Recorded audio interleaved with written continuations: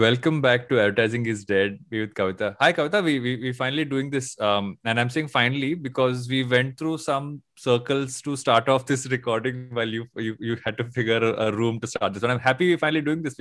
We've had a warm up right before we hit record. So I have had a warm up in more ways than one. Okay, I've run up and down these staircases at WeWork, shouting about, "Can I get a room that's not sounding roomy?" Because Rishi was very upset about the fact that my room didn't have curtains.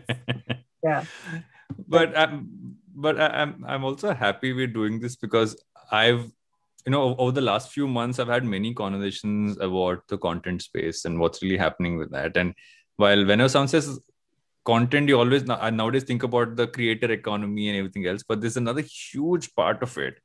And I know what you've been building out really focus on that. So I first want to start off by asking you, how did the idea for the company kind of come about? What was the inception, and what kind of led you to starting it off? Sure. So we started out really long back. We broke ground on this company, I want to say 7 or 8 years ago. I was at Google, and I wanted to work with the publisher side because there was this team on the YouTube side of the business at Google who was doing a lot of work with the publishers. And I happened to go along with them for some meetings, and I realized that most of these publishers were relying heavily on YouTube for monetization because at that time, you know, dispersing content or content distribution was still a very expensive proposition for most content creators. Right, it hadn't been democratized as much as it is today, and it wasn't as cheap. But they couldn't understand their data. They didn't know what to do. And YouTube and actually Google as an organization is all about simplifying and scaling. They don't actually give each publisher, a very, very tailored experience. They kind of go horizontal across, and that's required for scale. And that's their business model. Yeah. But every publisher, has different content strategies. So they have to use their data differently. So, the idea struck me back in 2013. And then by the time I mustered up the courage to quit, it was 2014. And I met my co-founder, Anand, who then brought on two more co-founders to complete the tech background, Anil and Jitin, who are software engineers. And we basically decided to tackle the long tail initially, right? We said we'll go to all of these cool publishers and tell them how to use YouTube data. And at that time, MCNs, if you're familiar with them. MCNs were a thing, yeah. Yeah, they were a thing, and they were huge. And Tiger Global came and dropped $20 million in Culture Machine. Globally, it seemed to be like the thing that would change everything. Exactly. And it didn't. It didn't. And then Disney acquired Maker Studios for some 500 million. And I was like, man, this space is popping. We got to get into it. And we got into it. We realized none of these publishers have any money, right, to give us. They were struggling to make ends meet. They didn't care about data. They just cared about what is their next piece of content and how much audience that they could garner, right? And digital was just another stream for them. They were creating books and whatever else. So while we were doing that, we met a very interesting creator who was, one amongst the Twitterati, the original Twitterati on, the Bangalore scene. And she was trying to get into, the YouTube part of the business, and she didn't have anybody to create videos for her. So me and Anand became producers, right? We said, we will produce your videos for you. And I come from a client servicing background, and I used to attend, shoots. And so I attended a pre-production meeting, and I knew it from a theoretical perspective. And I said, now is the time to put it down to practical. And so we decided to produce 50 videos out of a one-day shoot, right? So our pre-production was like to the T. We made everything. We were switching out sets in her house, and then, of course, we came down to editing, where we all got royally screwed because we had all of this rubbish footage that we had to put together. But somehow we got it out. But what we got along the way was nothing from, she went on to an MCN. We put her up, to go on to an MCN. She's done really well for herself so far. But we got some good PR out of it. And we caught Star Sports' eyes. And one of my ex-colleagues at Google, he called up and said, I didn't know you had left. And, we've got IPL rights this year. We're sharing the rights and we're going to stream it. So come and run the ops for us. And back at Google, I used to be part of this team that used to run IPL. And it used to always be this India breaking the internet kind of scenario at that time. Yeah. And then when I walked in, I realized that, larger publishers had larger issues that, and they had a wider canvas, and they had the money to be able to experiment. And that's where our journey started. And fortunately for us, starsports.com went on to becoming Hotstar. It was a startup within a large company. Ajit Mohan was there, who was extremely dynamic. He wanted to try everything. So it was great guidance. And from there, we spun out and the OTT platforms caught up. And we went from OTT company to OTT company solving similar problems across the way. And, Hotstar was a couple of steps ahead of everybody. So we were able to catch everybody up on the entire ecosystem. I started off in a place believing that what Google had internally to be able to run their monetization on YouTube, all these other publishers would have. And, that entire myth was broken when I walked into starsports.com, they were also in a very, investment developmental stage at that point in time. Yeah. So that's basically where this entire idea came up from. And of course, the three of my partners have become more of media experts than me today because they're living and breathing a lot of these things with our customers, and they're solving problems that, back 7-8 years ago, weren't even on the horizon at all, right? So that's where we started. When you're saying these points, I also realized that there's this whole thing that traditional publishers had to kind of make this, and I call them traditional because they, all of these existed with, let's say, either television or in some cases, I look at publishers in a few ways. There are people who moved from print or television trying to be online publishers, and the other kind who are straight up, okay, I started off online and I have become a publisher. The ones that are transition in many ways, what I get from what you're saying is they really needed that help to understand what all they could do. Yeah. Whereas a lot of the systems they would actually pull along would be stuff they already had, like how to build the content is something they can always bring across. Maybe just have to change some hires, but really put that almost that tech front face to how you are as a publisher can't just be a copy paste from how you would do it in a, for lack of a better term, slightly more analog format in that sense. Yeah. No, very true and bang on, right? So if you look at the ecosystem then and now, it's not the landscape has not changed as much, where earlier, maybe 8-10 years ago, there was only Google and then Facebook came onto the scene and kind of took some market share, right?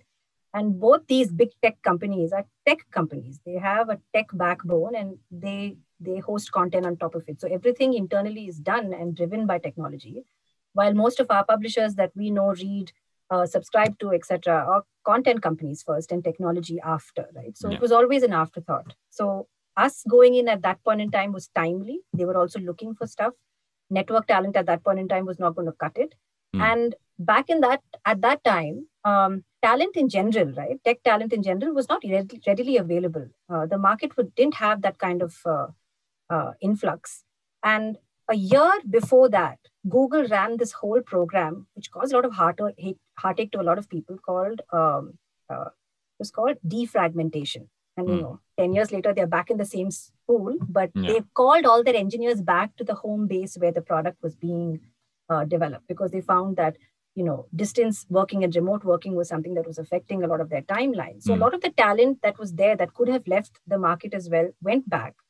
And then some of the talent did stay back in the market, right? People who had come back from the US to India to set up suddenly were asked to go back to the US if they didn't want to. And if you map a lot of these people back, a lot of these engineers back, they are the ones who started companies in India, right? A lot of these engineers went around to start companies. And then, of course, talent flooded the market and they were willing to join media organizations because they had good leaders to be able to follow. So I think, technology was definitely something that it was new in this kind, right? Not to content in general. So if you look at most content companies, they were right up in the forefront on the fringes as far as content distribution was concerned, right? Whether it was television production or radio production or whatever else, right? They would invest in those kinds of technology. But to understand data, monetization, and all the other bells and whistles that come under the hood after content started to become a problem because it was so much, right? Yeah.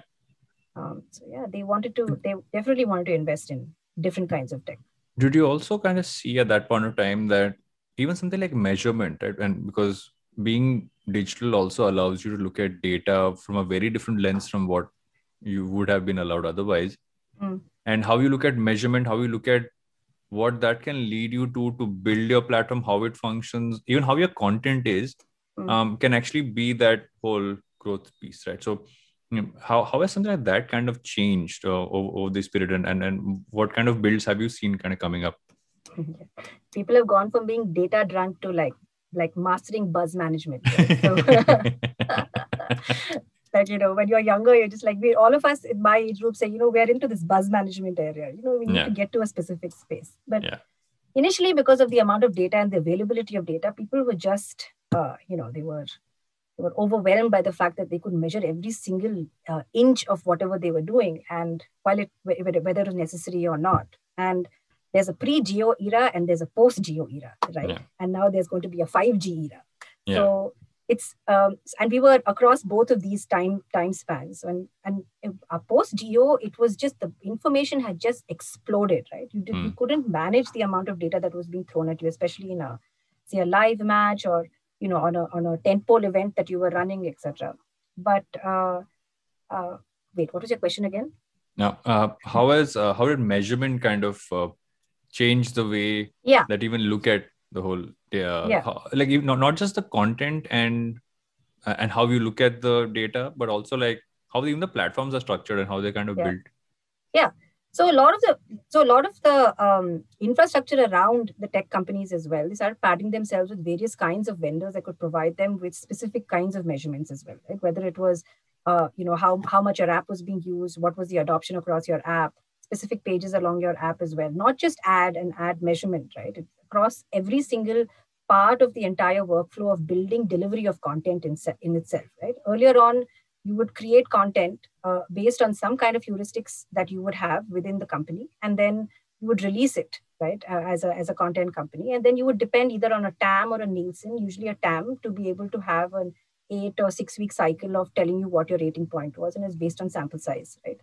But since everything post that started to become more unique, right, and it became a lot more specific, people started to lean more into it. So everything from marketing to developing the app to to be able to sort of even, figure out your productivity of your engineers, everything was both a fascination as well as an ability, and then it kind of came down to a strength, right? And today, I think companies at large have understood how to manage their data, right, and create a data moat for themselves. And even the talents that actually looks at data today is not managing only Excel sheets. They're actually juxtaposing it to business objectives, and they're actually making it faster and faster for themselves using technology, right?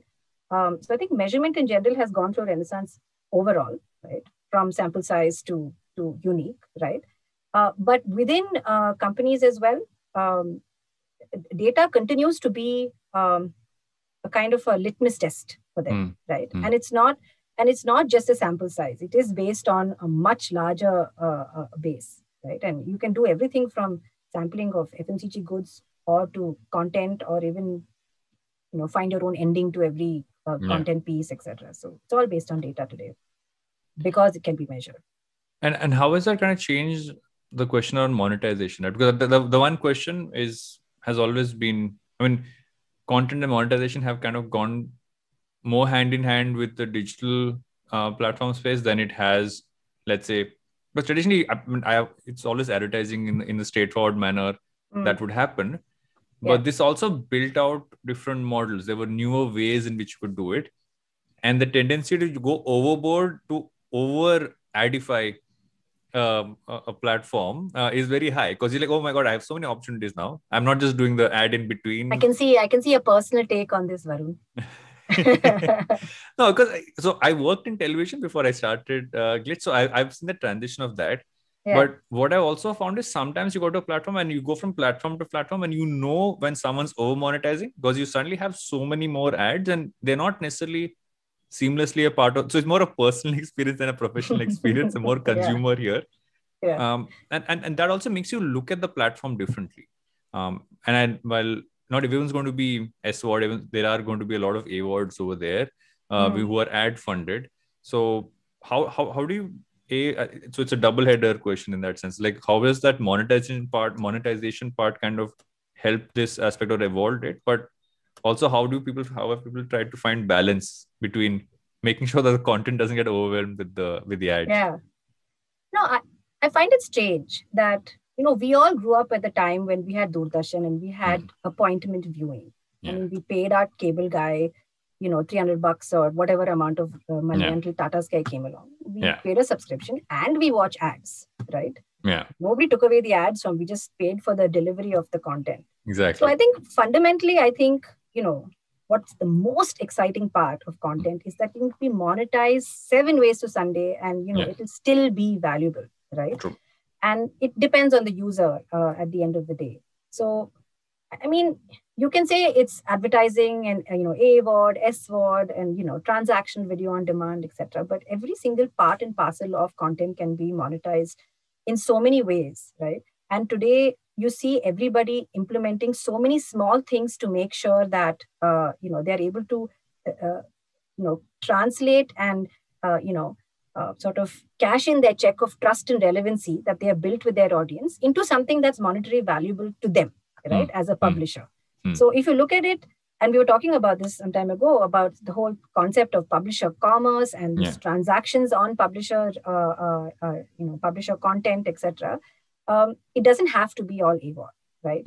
You just need to make sure that you're opening up different avenues. And when you open up different avenues, you just need to make sure that you have your eye on the ball, right? You need to make sure that with all these different avenues, which weren't available before the digital wave, right? You weren't able to transact because you needed to, whether it was digital payments or even a surface that you could transact on, it wasn't there. It was very tactile, right? Yeah. So because of that, there was a lot of hindrances in the number of ways you could monetize. But today, sky's the limit in the way you can monetize, right? You can have a freemium model, you can have a completely premium model, you can have a commerce-based model, you can have all three together, you can have ads, SVOD, so many things, right, together. But the CRO of that company, right, or the CRO of the publishers on the publisher side needs to make sure that they are able to switch on and switch off their strategies, just like they are switching on and switching off content, right? So your content strategies change, right? Today you're investing in local content. Previously you were investing in content only for Gen Z, for example, or you're making content based on whatever is the current pulse, right? Yeah. Correct. And based on that content, your strategy for monetization has to change. But the point is that today, digital makes everything being digital, right? Whether or not you're on television or on radio or wherever, everything else back end can be digitalized, right? Or digitized. You can have several methods of monetization. And I think that's the future, right? You will have several methods of monetization based on the user's preference at that point in time. And I see myself as a user also leaning into places that give me options, right? Where I want to pay more for something. Like I was telling you the other day on Morning Context, right? They have a tokenized system, right?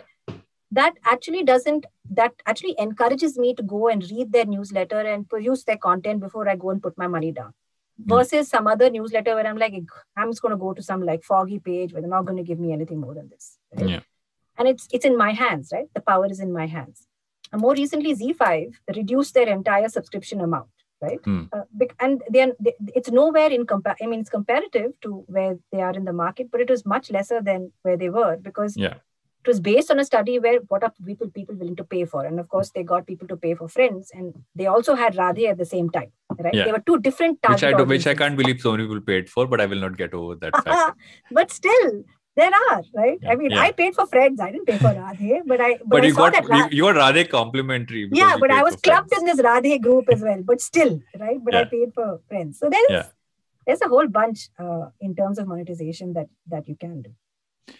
You mentioned publisher commerce, right? And I think that's an interesting point because I was reading some time back about how, for instance, Netflix launched a merchandise shop online, right? And I'm like, that's a great for a company that you would never associate with selling you stuff beyond a subscription. When they're seeing value in that, so it doesn't. Again, I agree with you 100%. It doesn't have to be the traditional. This only exists on AVOD. But it exists across the board. Just that you need to find what fits in for your brand and for your audience. True. So publisher commerce is something that has always existed, right? And if you dial back every single newfangled method of monetization, you can bring it back to something that happened in our traditional media, which is radio, print, and TV, right? So TV had home shopping networks that were like live, that random hour in the night, right? That's the same favorite thing. Favorite nighttime pastime for me for years. Yeah, there would be inventors who come up with these amazing things. But and you look at live streams today and how everybody's going nuts over Taobao and this girl called Via on a live stream where she's like introduced Tesla into China. I mean, propagates political dialogue, sells stuff. I mean, and she's like a multi-billionaire, right? And she has like a huge like a shopping mall that she's actually set up so that she can try and you can buy. And there's such a lot of FOMO that's around this whole live stream thing. But Home Shopping Network was the same thing, man. Except that she's a great influencer, right? And while Home Shopping Network was just a channel, right? They didn't actually invest in building personalities that built this whole trust and relevance, right? And I was reading today that Facebook has gone and filed cases against two people, one in somewhere in Southeast Asia, one in the US, on this whole click and switch and bait and switch, right? What they're calling. So basically, they're people are advertising on Facebook and they're directing them to sites that are not going to fulfill their their buys, right? So these are the kinds of very standard old school scam email, like a Nigerian princess left you so many $1 million. Please click on this link. It's just that. Even I got that email. Okay. Yeah, we've all got that Nigerian princess emailed all of us at some point of time. Yeah. And my mom keeps calling me up and telling me and asking me, hey, is this link okay for me? How am I supposed to know? Like, try it. If you lose your money. I should not say this. I've very legendarily had my Instagram account hacked because I got a message which said that you have violated some copyrights. It looked like a legit Instagram message. In hindsight, it did not, but it felt like that at the time. I clicked on it. It made me log into my Facebook, and then I was off it. And every single person who I followed or followed me was sent that message. So I had to really, thankfully, thanks to the podcast, I knew somebody at Instagram. And so I literally wrote to them saying, guys, this is what's happened. I don't know what to do. And so they thankfully helped me out about 6-8 hours to get back. But the Nigerian prince now exists in different forms is how I like to leave it. Yeah, that's true. I was recently talking to somebody who runs a digital newspaper, right? And they have an entire line of business that I'm sure will develop into, this whole sales bonus structure as well, where they're driving sales to, say white goods stores or somewhere where there's a fulfillment of any kind of buying, right? And the fact that everything is kind of grouping up within Amazon or Flipkart, etc.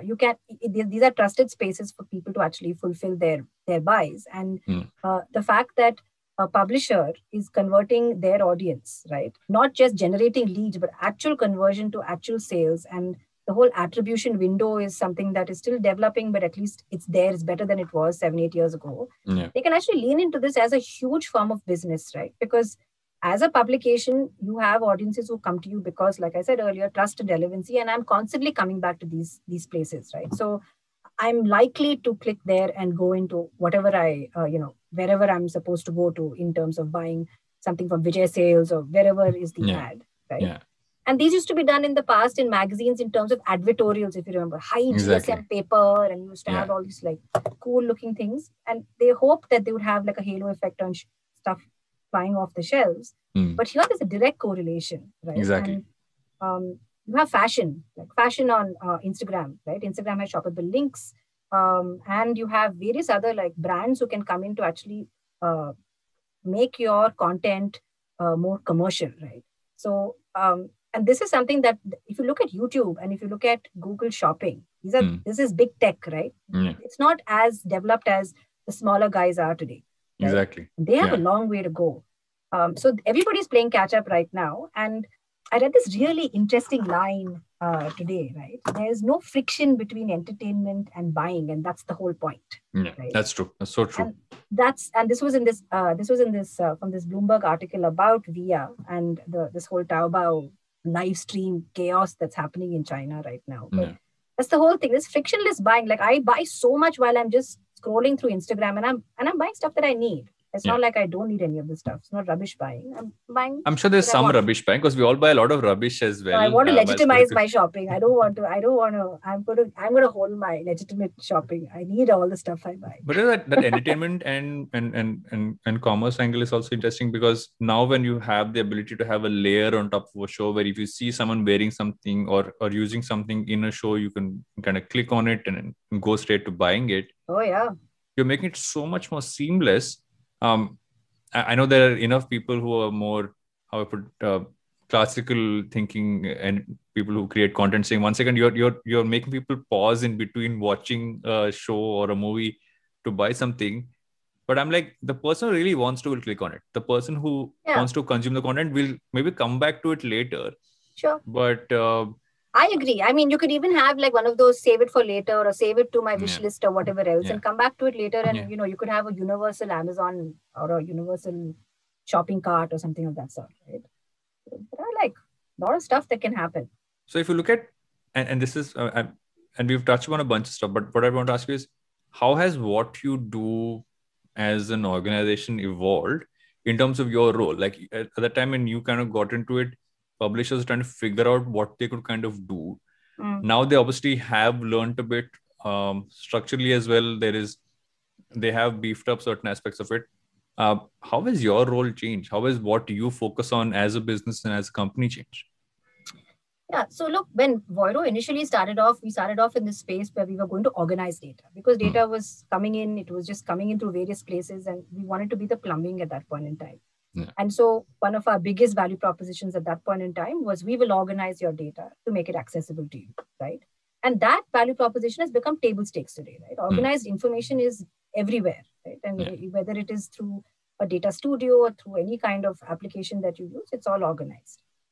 Then came the scale of data, right? And the lack of talent within publishers to be able to tap into that scale. So any kind of unorganized big data that came in required you to know some amount of engineering or some amount of data engineering to be able to access it. So we went to that space where after organizing the data, we made it a lot more accessible in terms of unique level information, right? It was not just clustered based on reports and campaigns and whatever else that you have today that you can get a click of a button, right?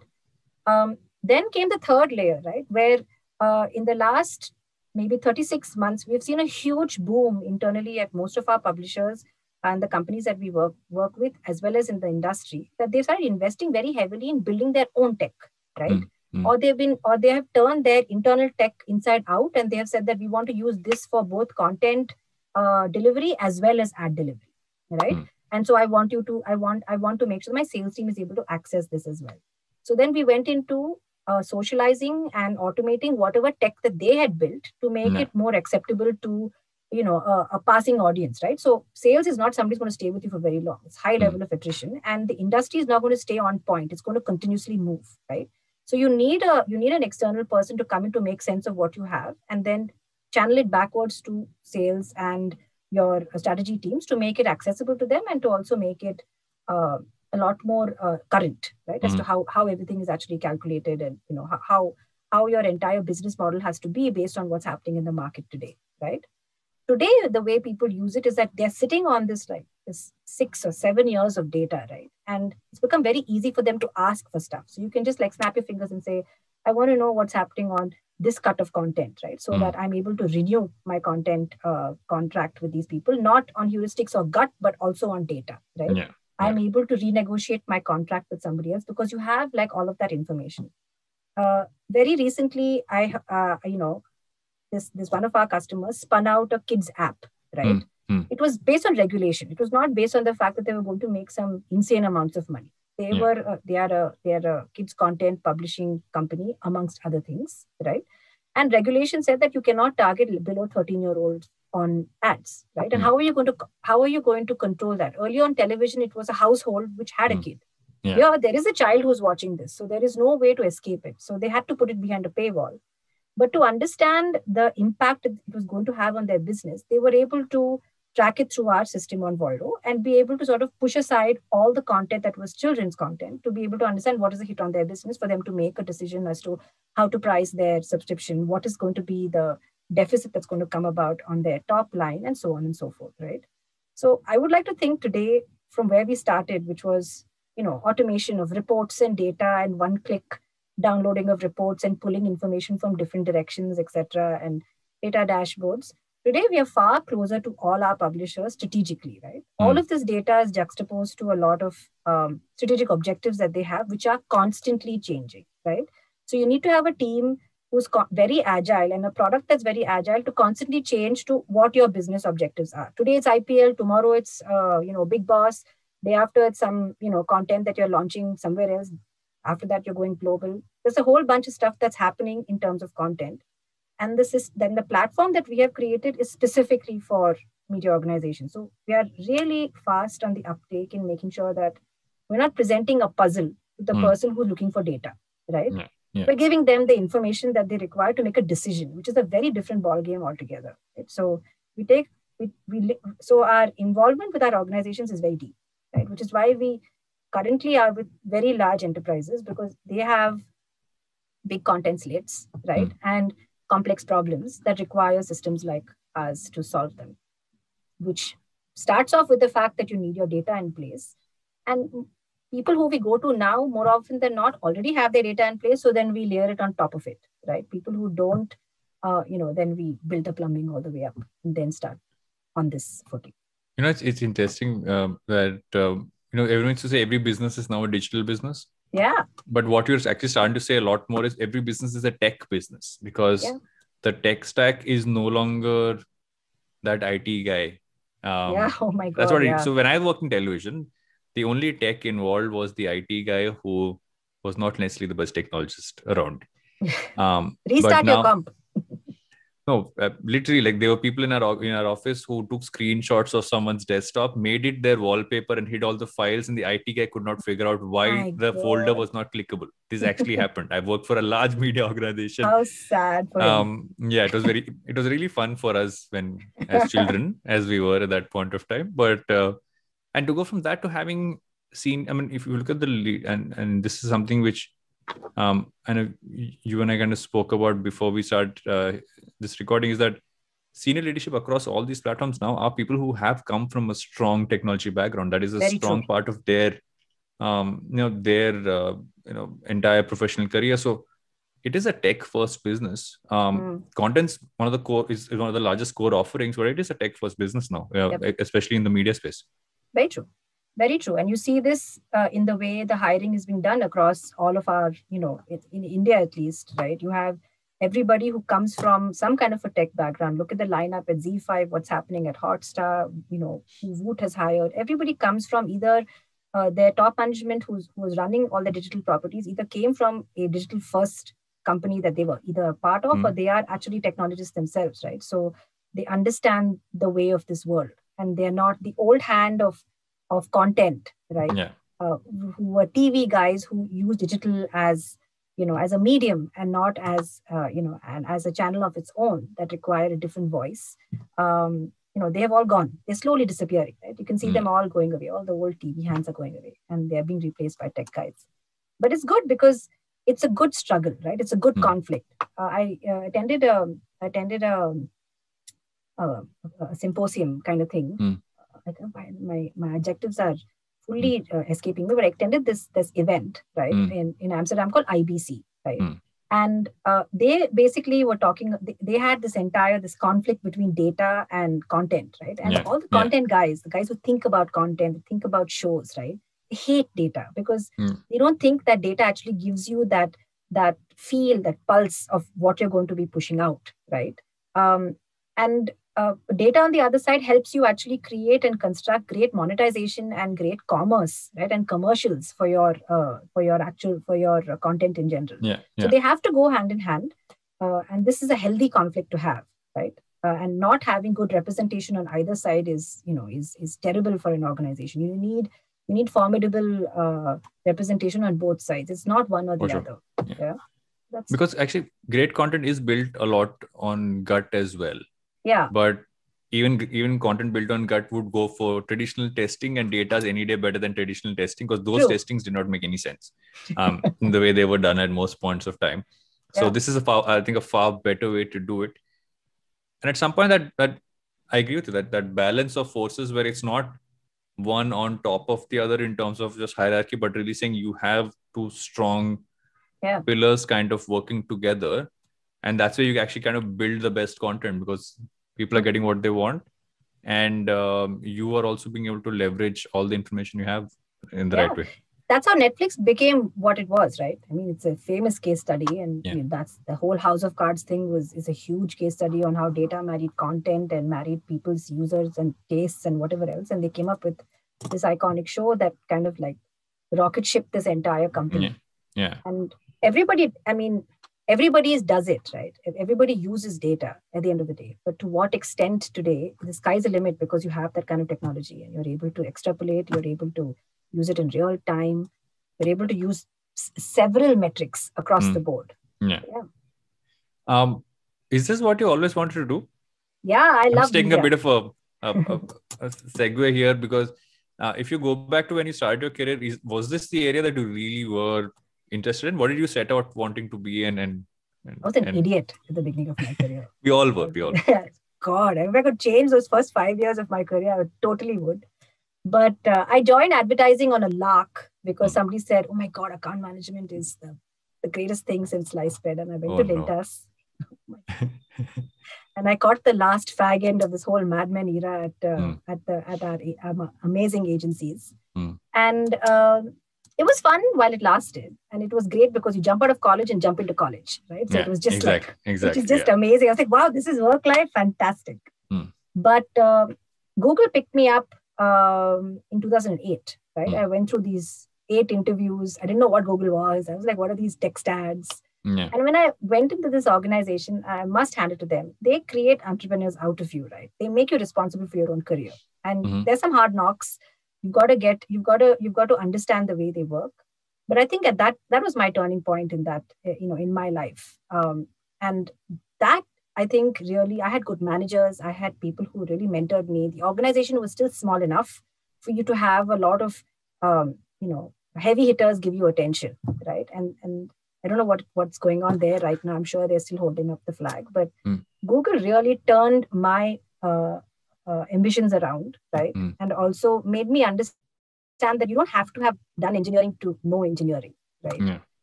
And you don't have to have been a math whiz to be data savvy, right? And a lot of things are commonsensical it's not common sense, right? It's not commonplace.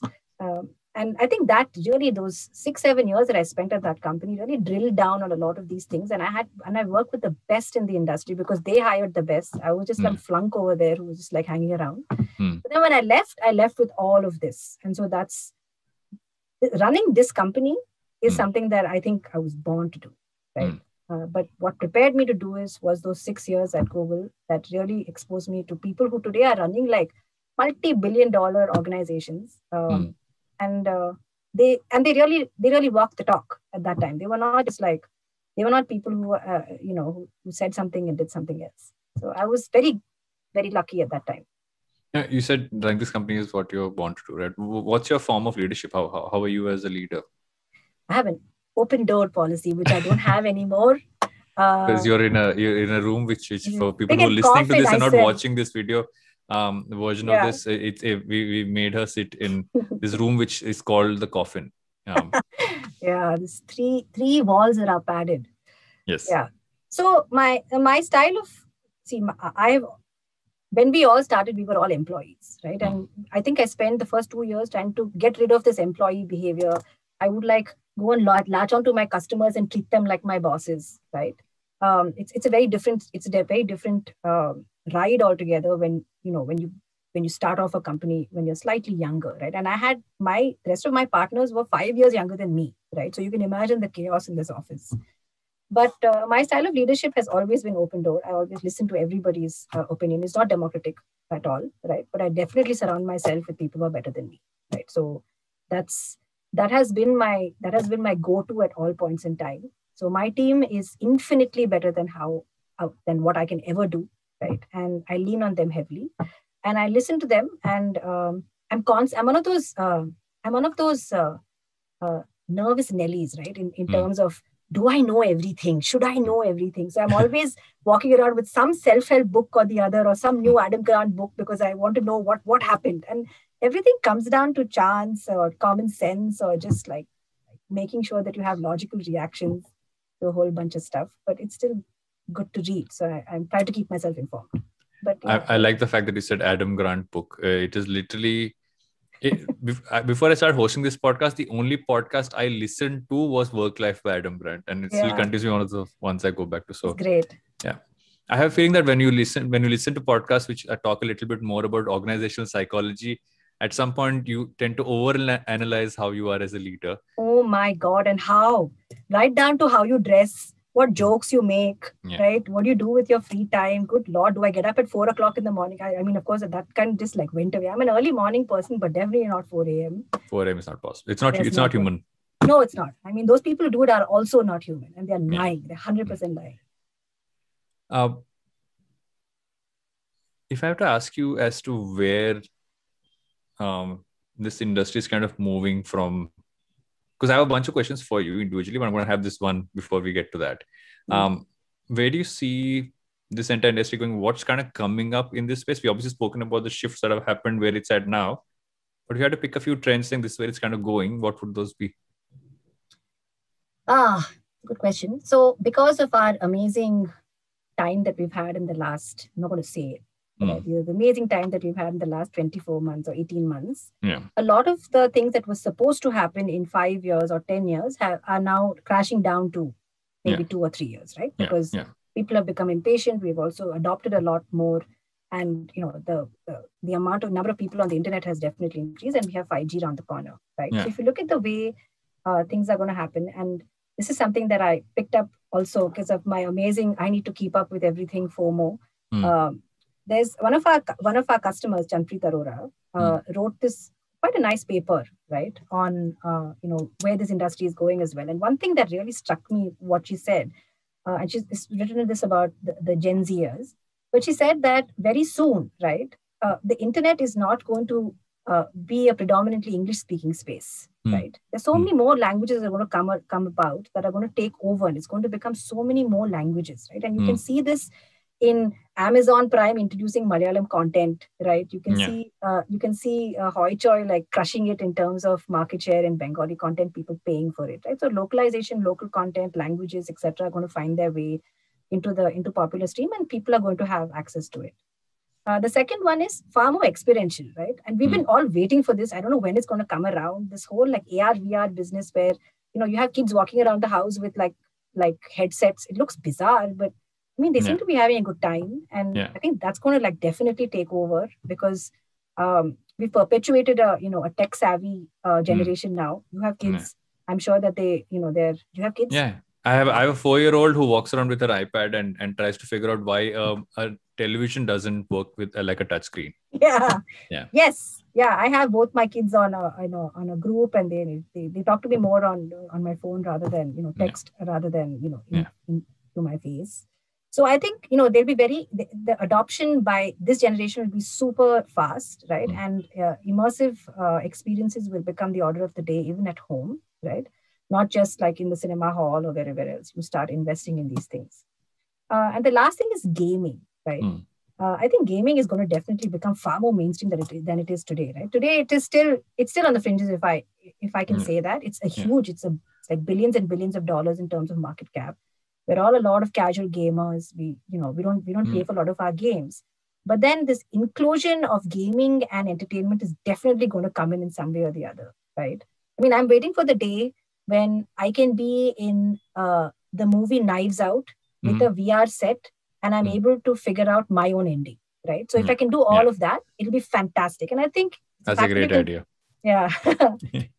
It's great, right? It's something that you can, I mean, the fact that you're saying it, you can think it, you can do it. And I'm sure it will happen. And it won't happen in like some South by Southwest event where they'll talk about it and write about it. It'll happen in our homes, right? Yeah. Because we have the bandwidth, we have the technology, we have the talent. So I think it's a wonderful era we're getting into, because if you like content and like media as much as any other person, I think this is great entertainment. Just the opportunities you can have, the experiences you can actually experience will just be so much more.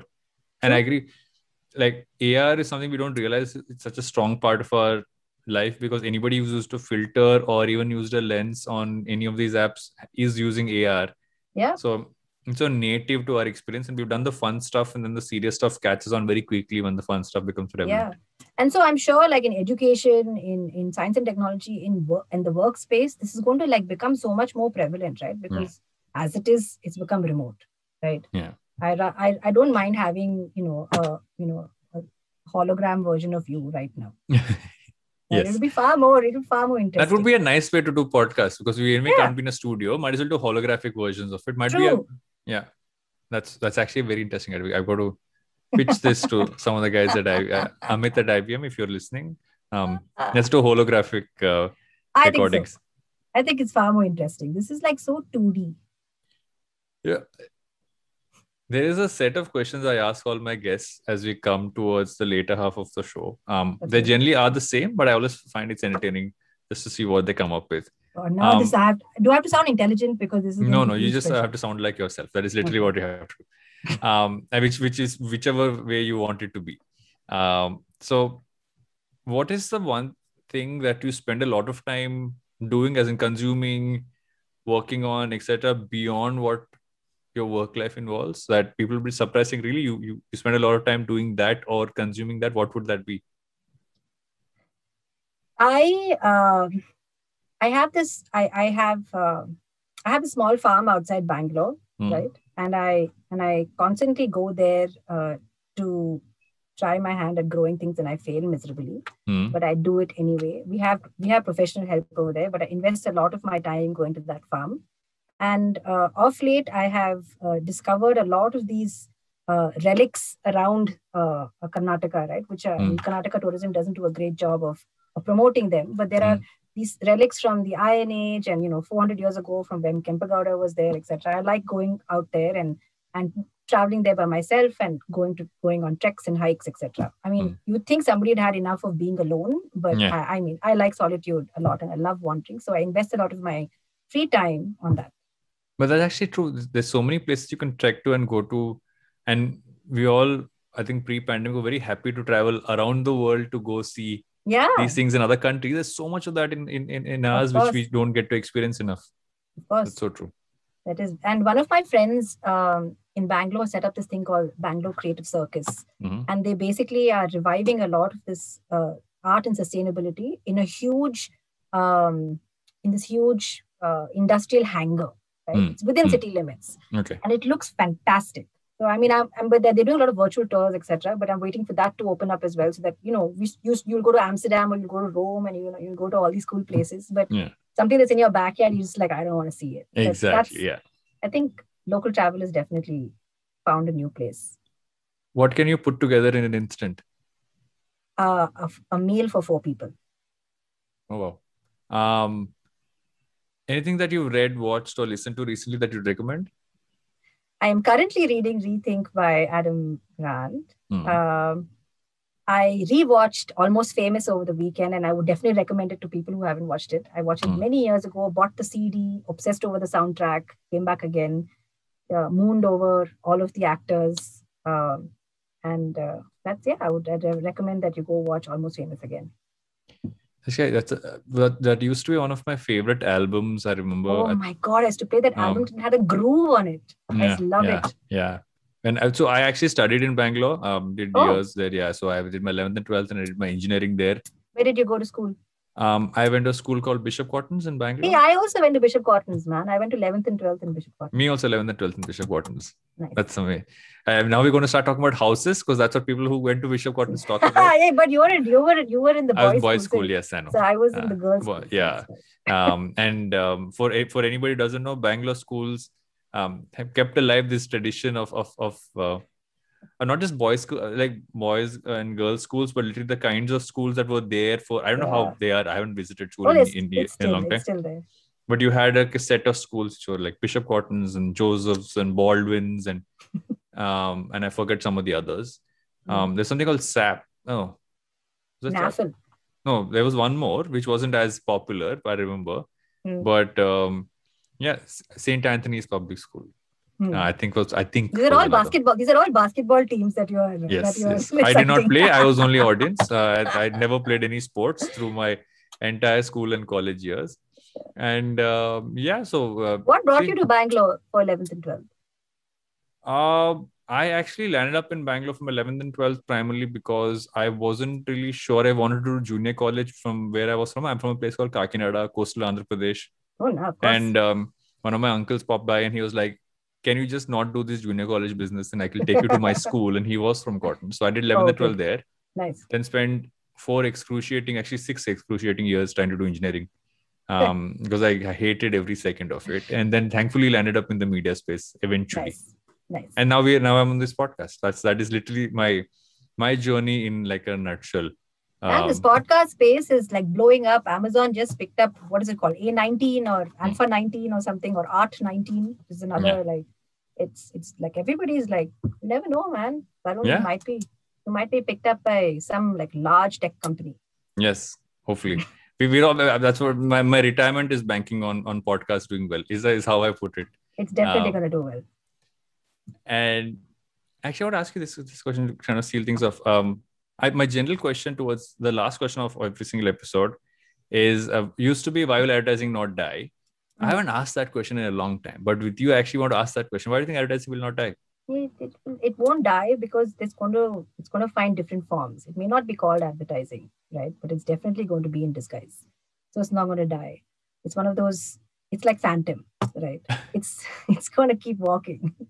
So I don't think it's going to die because, look, content is extremely expensive, right? It's very expensive to create. No matter, like we were talking about this before the show as well. You can call yourself a media house, you can call yourself an individual creator, but the time that goes into creating content is insane, right? Yeah. And the more you grow, the more amount of people you need to make sure that certain parts of your time are actually put to better use. So to compensate for that, you require money. Right? And advertising is a good source of money, and it's legitimate. It's not intrusive if you do it right. It's not irrelevant if you target correctly, right? And all of us in our heydays have sung jingles. We have fallen in love with brands. We make fun of brands. So there is definitely still a lot of emotion attached to why we choose certain brands, right? So I don't think advertising is going to die. It's so connected to human emotion, and if something is emotional, you can really never kill it, right? Unless it's going to go to some horrific depth, which I don't see. It's not gone to the evil side as yet. Thank you so much, Kavita. This has been I'd say this is one of a supremely fun chat about a lot of stuff that generally for most people sounds extremely complicated. So I think it's always fun to have a conversation around when you're talking about data and you're talking about tech stacks and monetization, that it ends up being a fun conversation, which also beautifully digresses into everything from school to monuments. I think we've gone into all spaces of things through this. So thanks a ton for coming on the podcast. Thank you for having me, Varun. And thank you to the rest of the team who sat by and listened to us very, very quietly. Thanks a lot.